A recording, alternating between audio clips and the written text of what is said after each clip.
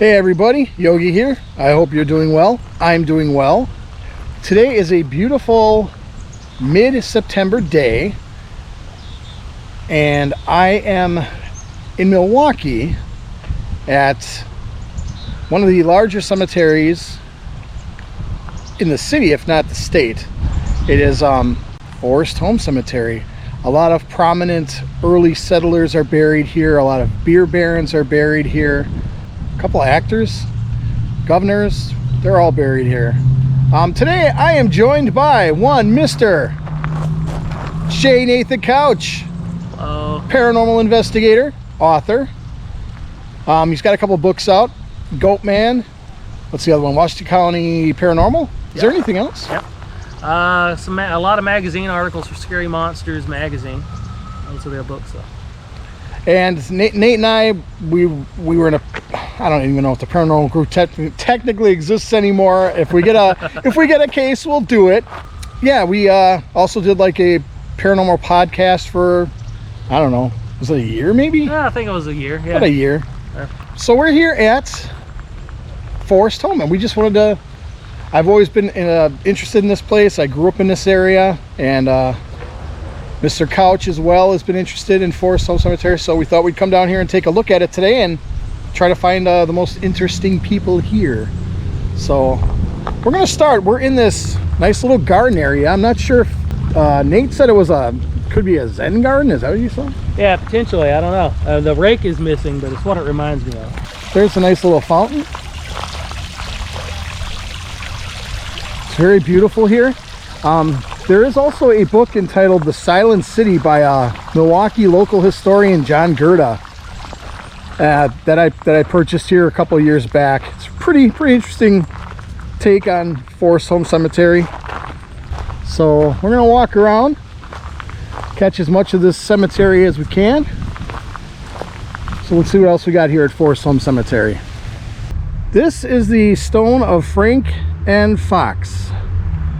He was also in the Civil War. When the Civil War broke out in 1861, Frank enlisted in the 24th Regiment, Wisconsin Volunteer Infantry, participated in all the battles in which his regiment was engaged. He was wounded in the Battle of Chickamauga, Georgia, September 19th, 1863. Again, Nate's from Georgia, so he would know.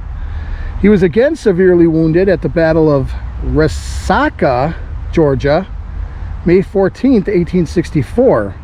He then returned to Milwaukee with his regiment at the end of the war. All right, another Milwaukee institution, Usinger. That name is synonymous with sausage.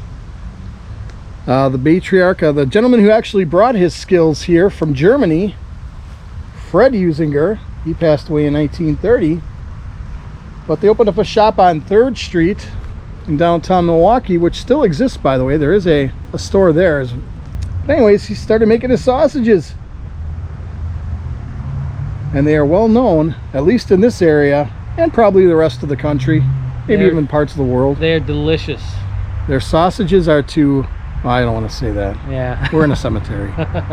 So right here is the infamous obelisk, or is it obelisk? I think it's obelisk. Obelisk of the Newhall House Fire.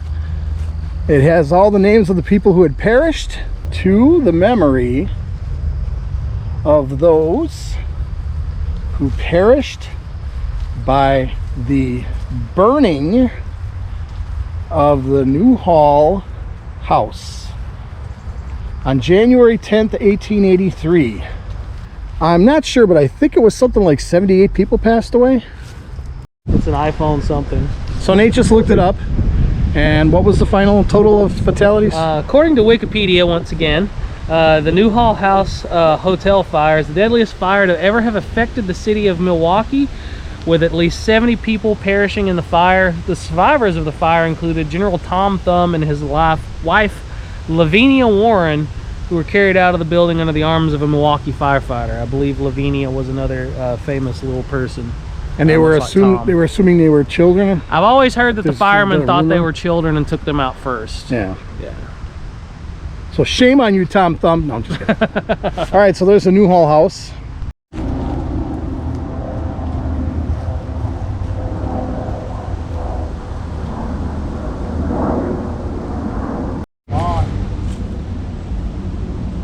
is an interesting stone. Max Gerlach. I'm gonna look this one up real quick. Look at the grooves in it though. Very interesting.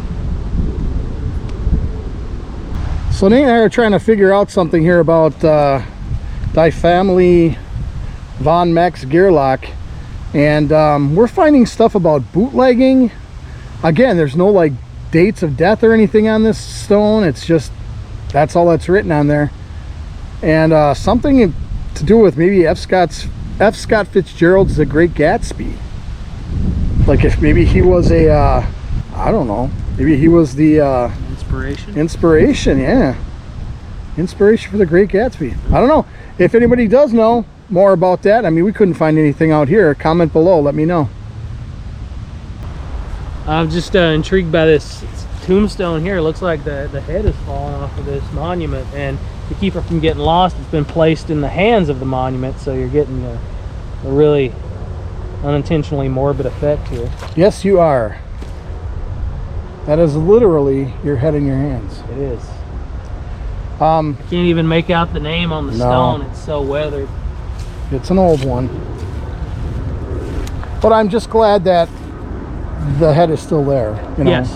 That it's, hopefully somebody will walk away with it. Yeah.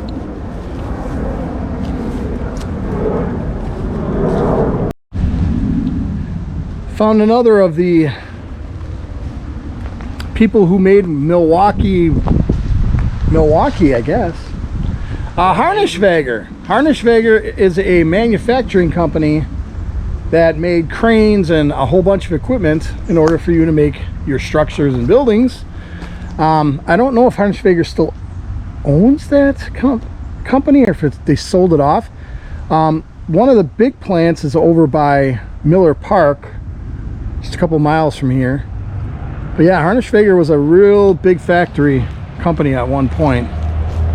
So this is Harnischwager. Here's all the Harnischwagers that are laid to rest here at Forest Home Cemetery in Milwaukee. All right, so here we go. This is George Burnham, and that is going through the trees now. He actually named Milwaukee Cream City. For those of you who don't know, a lot of Cream City brick was used in the 3rd Ward area of Milwaukee, so he gave it the name of Cream City. So he is resting here, as well as Layton, John Layton. Now the thing about Layton and Burnham is that they are pretty important streets, pretty well-traveled streets, high traffic streets in the Milwaukee area. So there's your Layton, and over there was Burnham.